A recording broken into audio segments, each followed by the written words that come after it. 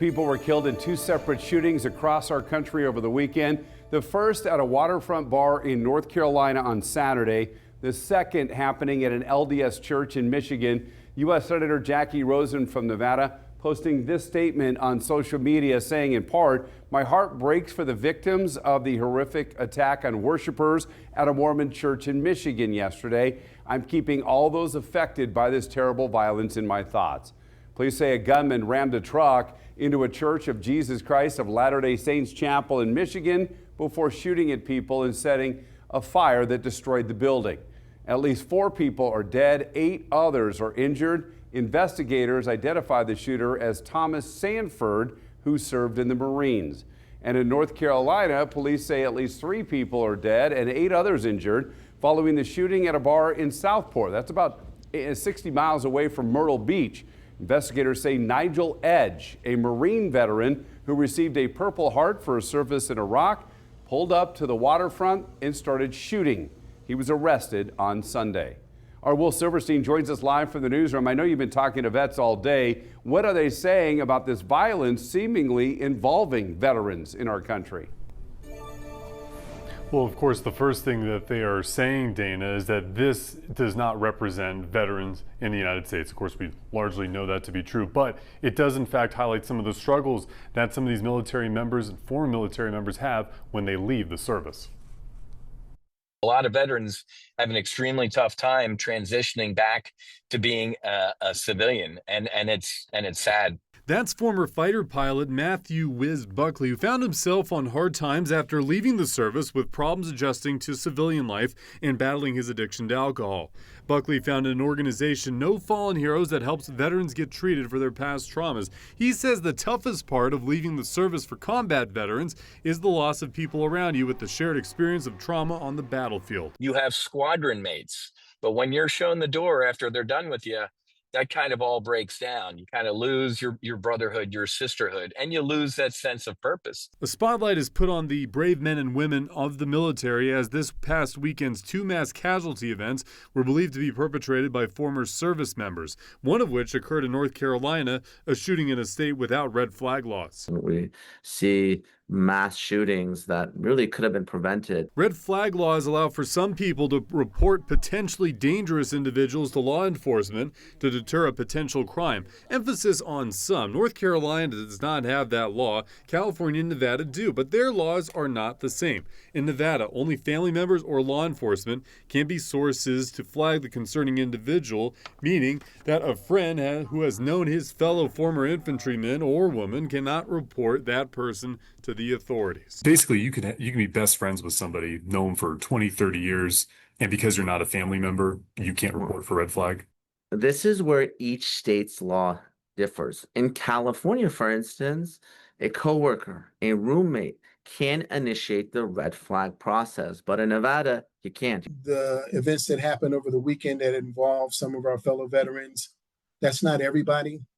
That's not all of us. That's clinical social worker and Gulf War veteran Dr. Terry Knox. He says the bravest thing veterans in need of services can do is ask for help. I always say the hardest thing that I ever had to do is talk to a family member, because I don't want to let them down. I don't want them to think of me as someone who needs help, who is weak. And that goes not only for your own well-being, but the well-being of others you've served with. Buckley agrees. Pick up the cell phone, man, and call.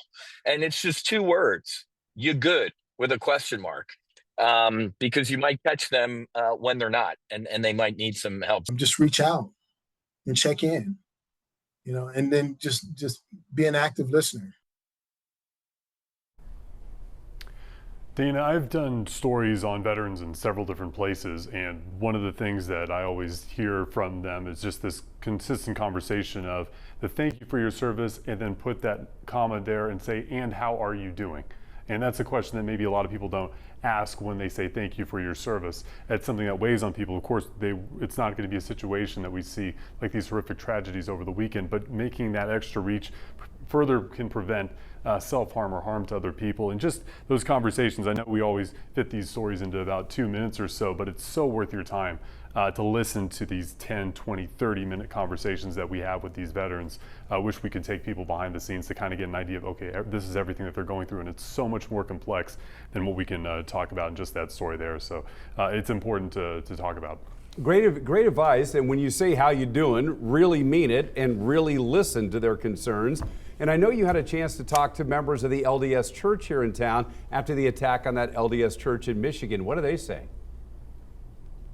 Yeah, not anybody who wants to talk on camera with us, but just a feeling of devastating loss in the community. And of course, this comes after the end of last week, such a high moment when you think about this new temple for the church that's going to be built in the Lone Mountain communities, the groundbreaking for that, and to be only just days later to see what happened in Michigan. We're hearing from some sources that security increases could be coming in the future. Interesting. Okay, Will, thank you. We appreciate that. We know we have a great veterans hospital here in Las Vegas as well, so we reached out to them about the services that they provide for local veterans in need of mental health care. And they provided us with a statement that says, in part, VA of Southern Nevada Healthcare Systems offers a variety of mental health services to veterans, including in-person visits, clinical video telehealth, and telephone consultations, depending on the program.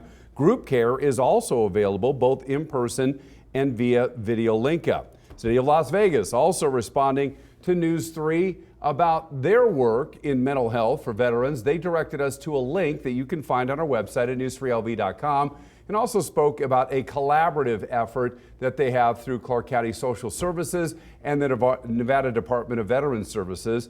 And as you saw in Will's story there, he spoke with Matthew Whiz Buckley, who leads No Fallen Heroes. That organization tries to treat veterans in need through the use of psychedelics. In my opinion, it's time to try something that's actually thousands and thousands of years old. To date, our foundation has given out 100 grants, and not a single veteran leaving a retreat has told me, Wiz, that was a complete waste of time, or I'm worse. I mean, what the hell was that? Every one of those veterans, to a person, has said it was the most transformational thing of their life, and they were healed. Buckley says one of the reasons No Fallen Heroes exists is because traditional treatments at the VA or other mental health facilities to fight depression and PTSD may not be for everyone. Still ahead on News 3.